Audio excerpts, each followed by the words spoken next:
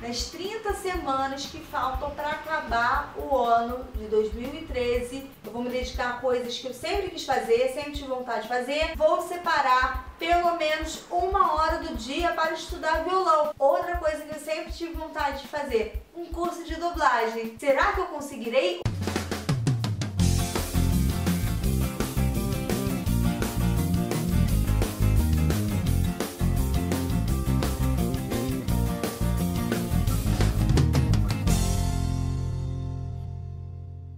Oi gente, tudo bem com vocês? Então, como no último vídeo que eu fiz, eu senti que rolaram várias dúvidas sobre dublagem, eu decidi fazer um novo tentando responder algumas das perguntas que vocês fizeram pra mim. Então vamos às perguntas. A Fernanda Fusco, ela foi super fofa, ela mandou vários elogios e ela também perguntou o seguinte, se pra fazer algum curso de dublagem é preciso ter feito teatro antes. A pergunta da Fernanda foi muito parecida com a de outro internauta, o Sir Nightwolf 26. O senhor Lobo da Noite, ele perguntou para mim o seguinte, o que é necessário para poder fazer o curso de dublagem? Precisa ser ator? Então, não é obrigatório que você já tenha feito teatro antes, mas o que eu posso garantir é que o teatro ajuda e muito, porque você ser dublador não é apenas você chegar lá e ler um texto que está no papel, você tem que interpretar, você tem toda uma intenção por trás de uma fala. Para se ter uma noção de toda a importância que a interpretação tem dentro da dublagem, é só a gente pensar na forma como são desenvolvidos os desenhos animados. Em várias animações, você não tem a dublagem feita depois. Você tem os atores fazendo como se fosse num esquema de radionovela e tudo isso é filmado. Por quê? Porque depois essas intenções dos atores, né, todas as caras e bocas, tudo isso é utilizado para a criação dos personagens. Então daí a gente vê que não é apenas você chegar lá e colocar a sua voz. Existe todo um trabalho de ator por trás da dublagem e é por isso que aqui no Brasil é necessário que você tenha o DRT de ator para você trabalhar como dublador.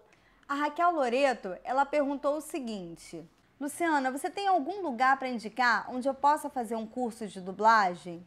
Raquel, eu não sei qual é a sua cidade, mas aqui no Rio de Janeiro eu indico o curso que eu estou fazendo, o Instituto Artístico Brasileiro. Eu tenho gostado assim muito, mas muito mesmo de lá. Os professores são mega pacientes, tem várias turmas de diferentes níveis, tem a turma para a galera mais básica, que é o meu caso, tem a turma intermediária, tem uma turma que é a turma Master, que é uma turma só para quem está num nível assim avançado, você tem até que fazer um teste para entrar na turma e só dubladores assim que são muito fodas que dão aula nessa turma.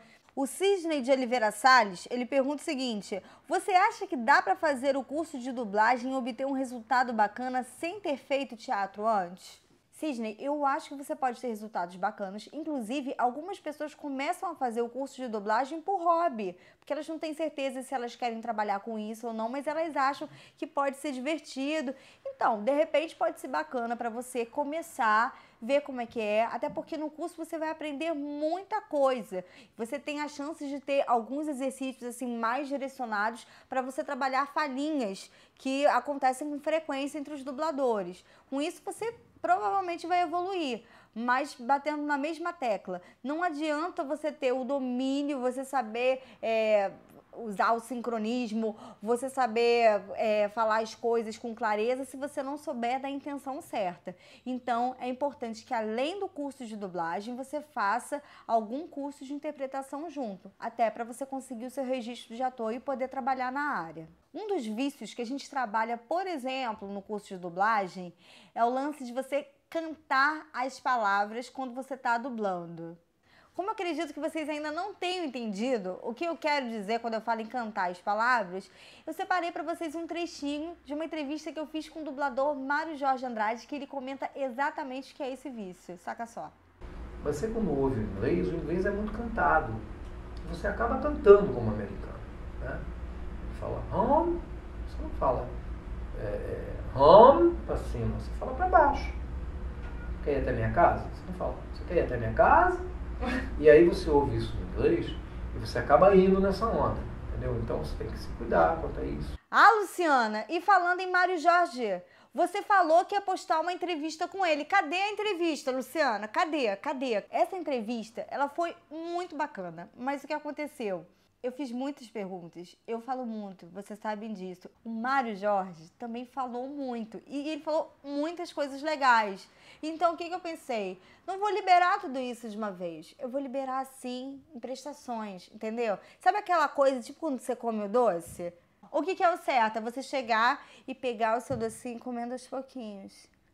Eu vou fazer isso com a entrevista. A minha ideia é liberar um trecho dessa entrevista por semana. Isso vai acontecer durante todo o mês de julho. Voltando ao assunto, pode parecer que esse lance de ouvir o original e você falar em português é fácil, mas não é.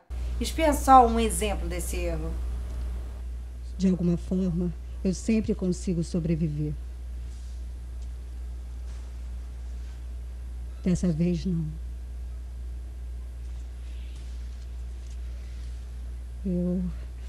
Eu estraguei tudo.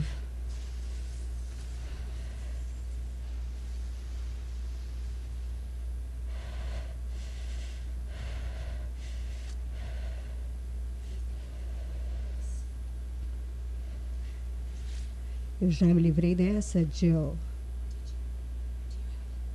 Talvez vai ter que me matar para descobrir. Nessa cena tem vários tipos de dificuldade. Primeiro, o cara ele começa falando texto pra si, é uma coisa mais introspectiva. E depois ele fala pra mulher lá com quem ele tá lutando e tal. Só que acontece, na parte que é mais introspectiva, pra você fazer um homem, você tem que botar um registro mais grave. Só que o introspectivo você também já faz uma coisa mais pra você. Então a voz fica muito abafada. E além disso, tem um lance de cantar. Que você acaba, na hora que você vai enfatizar as palavras, quando você vai ver, você olha assim, ih, caraca, já cantei. Essa cena eu consegui cantar tanto, mas tanto, que eu acho que eu, assim, passaria pro The Voice. Eu conversei com o Fred sobre esse assunto. As pessoas escutam e sem querer, imitam a sonoridade. Na mexicana também acontece muito isso, eles falam rápido, e você acaba falando rápido e às vezes não tem nem necessidade disso. Você já dublou filme japonês? Como que você faz para saber onde começa e onde termina?